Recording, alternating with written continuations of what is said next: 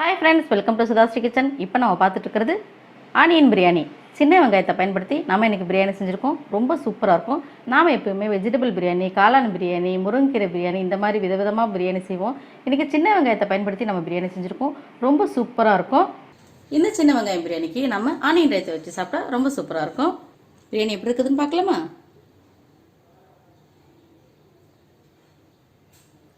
இந்த சின்ன வெங்காயம் பிரியாணி பார்க்கும்போதே சாப்பிடணும் போல இருக்குல்ல. ரொம்ப சூப்பராக ரொம்ப நல்லா இருக்குது. இந்த சீரக சம்பா அரிசியில் வீடே ரொம்ப மணக்குது, அவ்வளோ நல்லா இருக்குது. இது எப்படி செய்கிறதுன்னு வீடியோக்குள்ளே போய் பார்க்கலாமா? சின்ன வெங்காயம் பிரியாணி செய்கிறதுக்கு முதல்ல வானிலையில் நான் 2 ஸ்பூன் ஆயில் விட்டுக்கிறேன். இன்றைக்கி நான் 3 கப் அரிசி எடுத்திருக்கேன். அதுக்கு தகுந்த மாதிரி நான் எல்லா பொருளையும் கொஞ்சம் கூட கூட போட போகிறேன். பட்டை ஒரு 3 இன்ச்சு, ஸ்டார் பூவு அனாசிப்பூன்னு சொல்லுவாங்கள்ல அது 3, கிராம்பு 5, கல்பாசி இலை 2 இலை அதை குட்டி குட்டியாக கட் பண்ணி போட்டுருக்கேன்.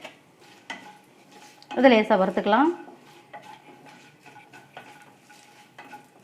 இந்த மசாலா சாமான்லாம் வறுத்த பிறகு நான் வெங்காயம் ஒரு 30 பீஸ் பெருசாக இருந்துச்சு. அதை நான் எப்படி சின்ன சின்னதாக கட் பண்ணி வச்சுருக்கேன். ஏன்னா அது வதக்கி அரைக்கம் இல்லை, அதுக்காக.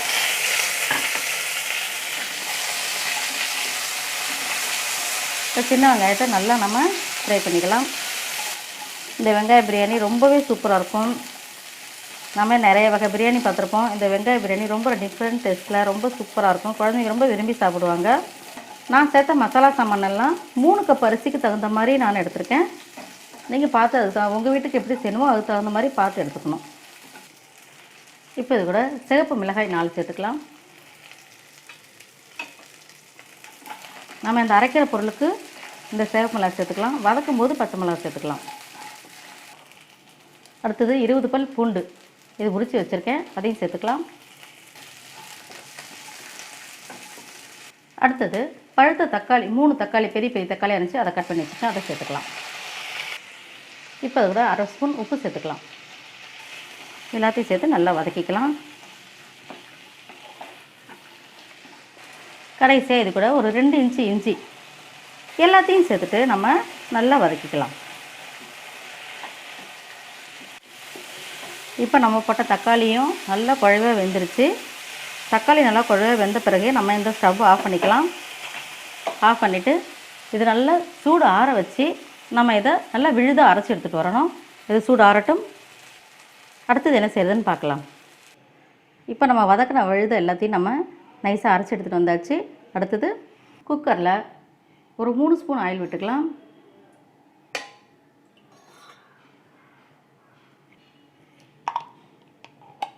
ரெண்டு ஸ்பூனுக்கு நெய் விட்டுக்கலாம். இன்னொரு ஸ்பூன் கூட போட்டுக்கலாம். 3 ஸ்பூனுக்கு நெய் விட்டுக்கலாம். நெய் ஆயிலில் உருவின பிறகு ஒரு 5 பச்சை மிளகாய் கீறி வச்சுருக்கேன், அதை சேர்த்துக்கலாம். அடுத்தது நம்ம அரைச்சி வச்ச இந்த விழுதை சேர்த்துக்கலாம்.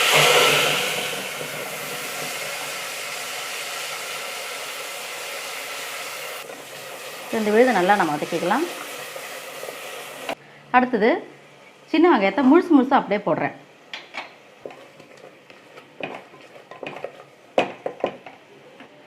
கடைசியாக நான் ஒரு 1/2 கப் தயிர்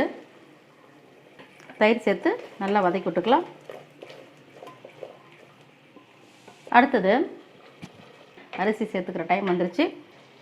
இந்த கப்பில் 3 கப்பு சீரக சம்பா அரிசி எடுத்து நல்லா கழுவிட்டு நான் அதில் 1.5 தண்ணி விதத்தில் நல்லா ஊற வச்சுருக்கேன்.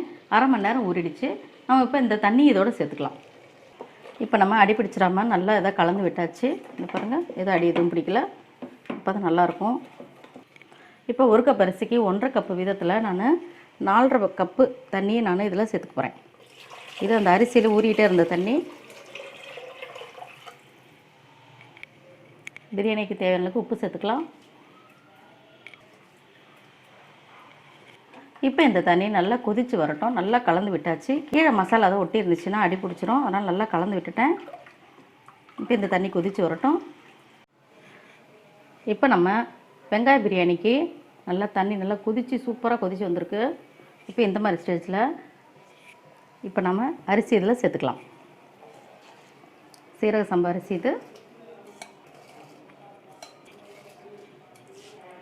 3 கப் அரிசி எடுத்ததுக்கு நான் 1.5 கப்பு விதத்தில் தண்ணி 4.5 கப்பு தண்ணி இதில் சேர்த்துருக்கேன்.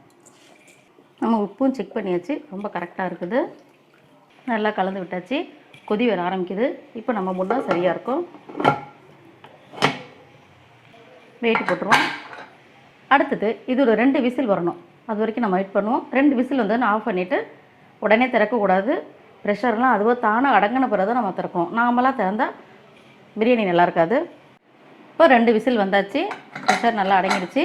இப்போ நம்ம திறந்து பார்க்கலாம். இதுக்குள்ள மல்லித்தழை தூவிடலாம்.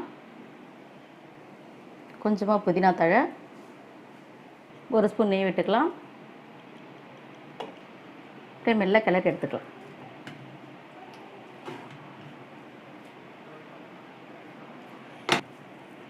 கிளறி விட்டுட்டாலே நம்ம ஆனியன் பிரியாணி ரெடி ஆயிடுச்சு. நம்மளோட ஆனியன் பிரியாணி ரெடி.